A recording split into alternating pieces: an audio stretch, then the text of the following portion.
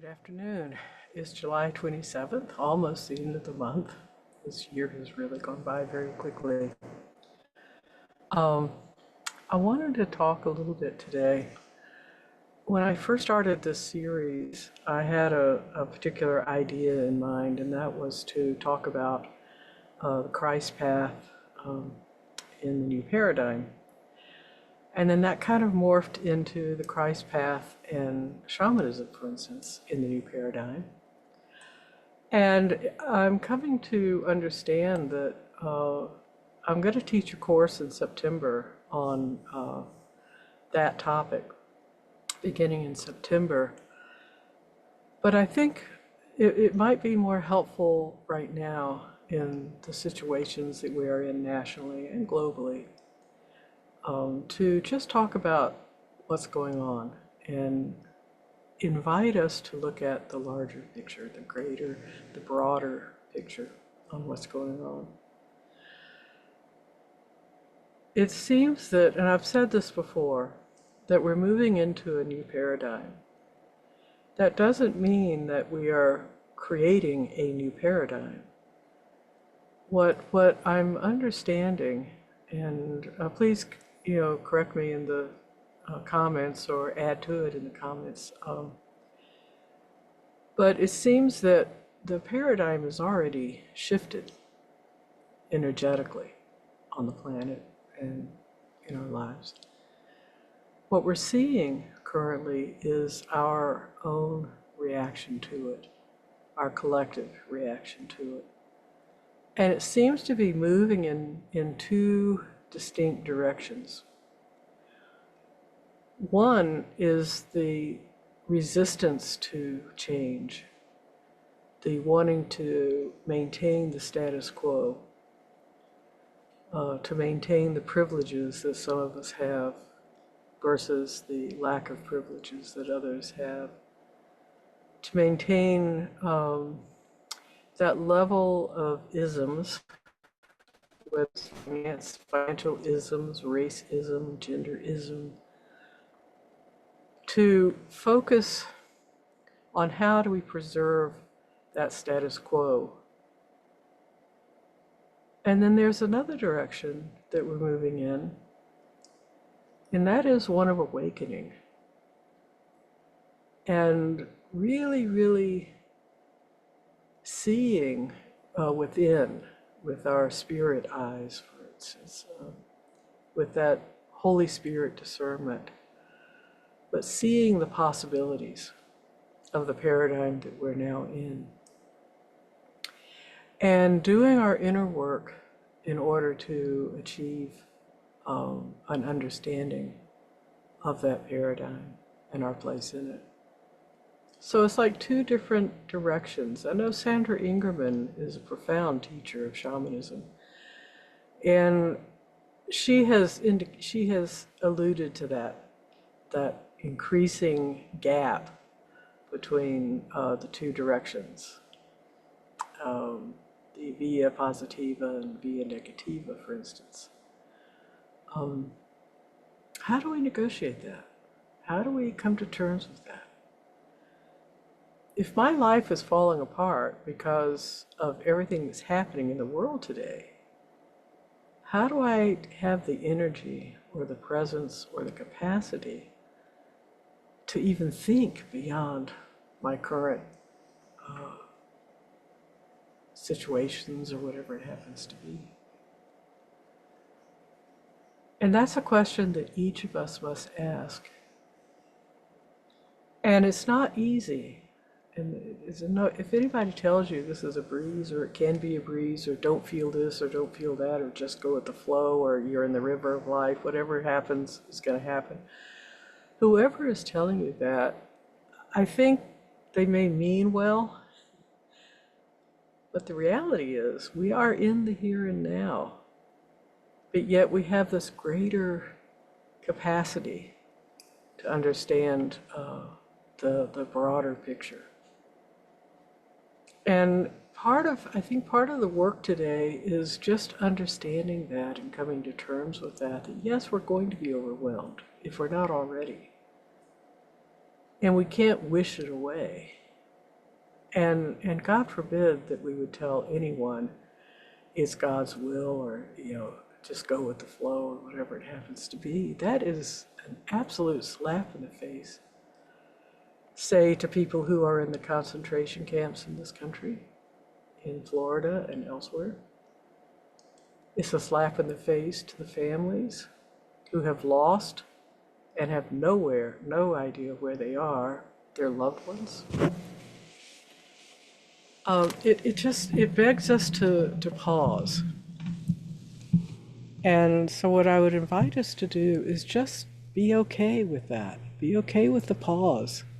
Be okay with the awareness within you that you have this greater vision or this greater awareness of the bigger picture, that we are in a new paradigm. We are in a major, massive shift. That nothing is the same anymore. The old paradigm and the new paradigm are two different pathways, right? And it's okay to have that understanding and that depth of spirit while at the same time feeling overwhelmed and exhausted and tired. Last week I talked about that exhaustion, the collectively and individual exhaustion. It's okay to have that. It's okay. We're not here to be perfect beings. We're not here to be absolute shining brightly lights 24/7. It's impossible. But to the extent that we can hold that space within ourselves, to the extent that we can recognize that while life is throwing all kinds of bricks at us, maybe at this time, maybe not. But if you can resonate with that life is not easy right now, but yet still maintain that inner awareness that we are in a process, in a direction, in a flow to a greater and broader reality. To the extent that we ourselves can consider that, the collective at some level is considering it also.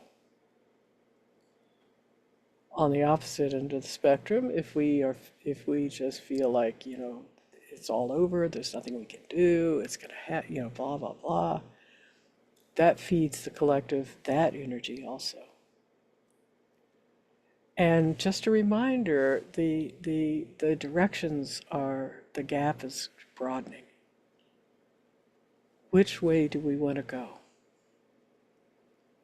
If we want to just kick the bucket, write it all off, say, well, it was a fun ride, but, there's nothing I can do anymore. That's one way to think about it, and that's going to be a really, really, really hard place to stay, because the paradigm itself is a higher vibration. And it will tug at us and move us and pull us into that direction. If we can hold that broader vision, yes, we are in a massive change. I'm not sure our species has ever experienced the level of change that we're asked to experience right now. Had this happened 50 years ago, there would still be a belief that we have a sustainable planet to live on and in with. That's not assured now. We don't know. That's just one example. But if we can just realize that inner sense that we have, that we are here for a purpose, and the purpose is not to get overwhelmed and focusing on just the little minutiae of today. But yes, deal with the stuff of today, knowing that there is the broader process that's going on, and that we are all being encouraged into that flow, into a new paradigm. A paradigm of what? Of transparency. Well, look what that's doing to the old paradigm thinking of today, right? There are no secrets. That's why your children and grandchildren can read you like a book. There are no secrets. Telepathy is beginning to emerge in our species. So young kids can predict what we'll do, say, think, whatever. Autistic children already do that. They can already communicate with us telepathically. Another aspect of the paradigm is that of oneness, and that's where I really get excited about that, because Jesus talked about that, didn't he? He even prayed to that. God, make them one as we are one. I can imagine he could probably say, make them aware of the oneness that we share. I did a journey with a group that we've been meeting now for almost 5 years. And in the journey, we saw our own radiance, but we tracked it back inward as far as we could go. And we tracked it back to source. And you know what we found? It's the same. The source within me, where that radiance emerges, is the same source with every member of that group. And by extension, the same source that's within me is the same source that's within you and all of life. We talk about past life regressions and learning about our past lives and healing the lineage. But are we willing to go even before we were humans? Can we do a past life regression, say, to an oak tree that we may have been at one time? Or to an elephant that we may have been at one time? We are all one. That's a new paradigm concept.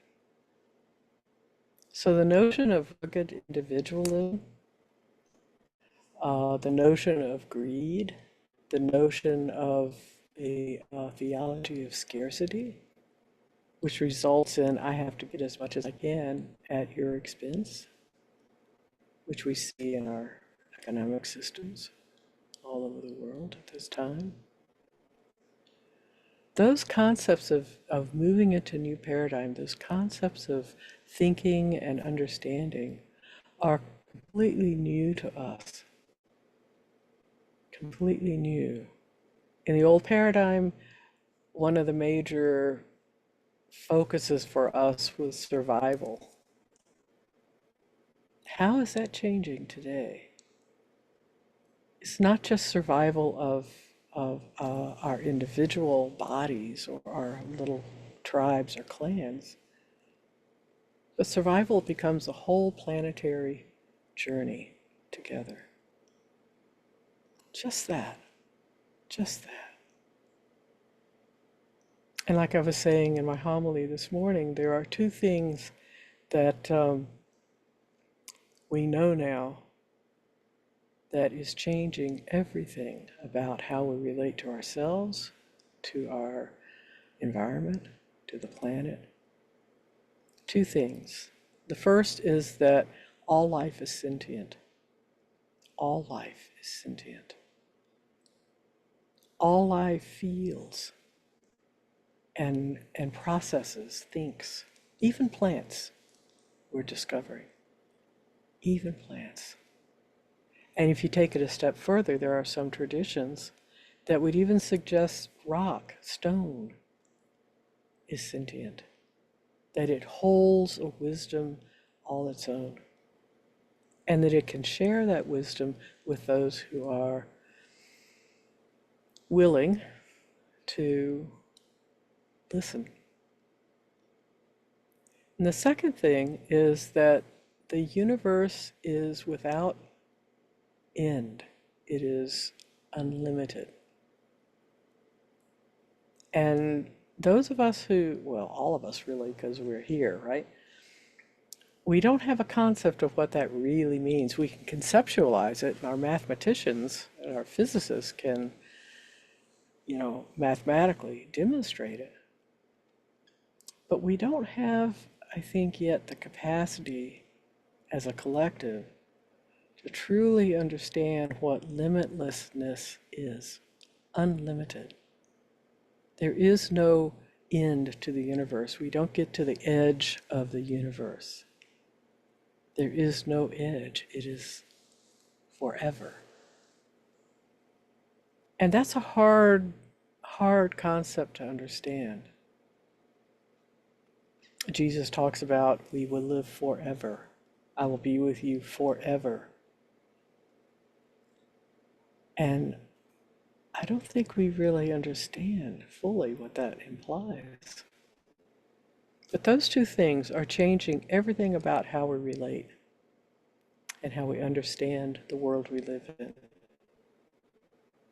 and the environment we live in.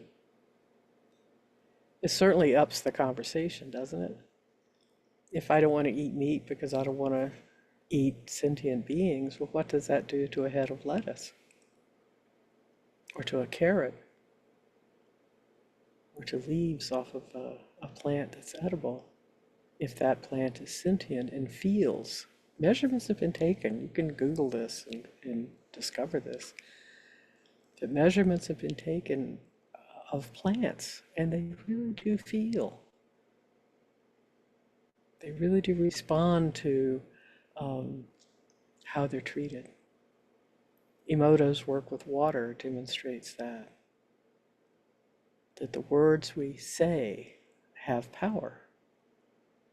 It doesn't matter in what context, whether it's a joke or a serious response.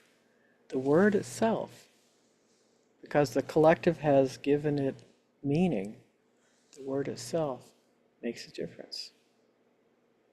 Google sometimes Emoto and his work with water, Emoto, I believe, and his work with water. It is amazing what he has done. And that in and of itself changes us. How do we want to change? Like I said earlier, we can go one of two ways. And I think we're getting to a place where there's no middle ground. The new paradigm is here. And if we're going to embrace our future, it really does invite us to reevaluate and let go of the old paradigm concepts. And that's not easy for us to do. We are trying to find answers to questions we don't even have yet. There's an exciting curiosity about that. But it's real for us. And so once again, like last week I was sharing, if you're feeling exhausted, if you're feeling really, really tired and drained, confused, if a sense of, I don't know, anxiety is creeping in, be attentive to what is the result of moving into this new paradigm and what is just simply the result of life issues today. And address the life issues for sure. But hold the energy, hold the space for that new paradigm to inform you and invite you into the process of moving into that. We are anyway. The more we resist it, the harder it is. And we can see that in all of our institutions right now. The institutions that are trying to hold on to the way they perceive power, the way they perceive influence, the way they perceive just life itself, trying to maintain control, trying to hold on. Well, if we could just go back to when America, I'll use this, when America was great, if we could just go back there. And, you know, if we can get back to Father's Knows Best, for instance, the simpler life of Maynard Krebs, if we can just do that, we'll be okay. Well, we're not going to be okay because all of that is old paradigm. And it's not going to be easy if we try to recreate something from the past and place it into the present so that it can become our future. We will continue that energetic struggle of how to be new when old is so much more comfortable and for some people safer. But anyway, just something to think about, and just remember it's tough out there right now. And whatever you can do to stay connected with people that are positive and aware of what's going on, but not overwhelmed by it. And find those groups that are nurturing for you, and where you in turn can also be nurturing. Because we are light in the world today. That's our call. That's why we're here. We are light in the world. So however we can help one another, let's do that this next week. Please subscribe to this if you find this helpful. And if you have comments, please share them. Now, I don't check them every day, but when I do, I will read them. And I'd love to hear what you're thinking and feeling and experiencing. But have a very, very good week. Blessings to you, and blessings to those who you care for, and blessings to those who you encounter. Have a great week. Take care. Bye-bye.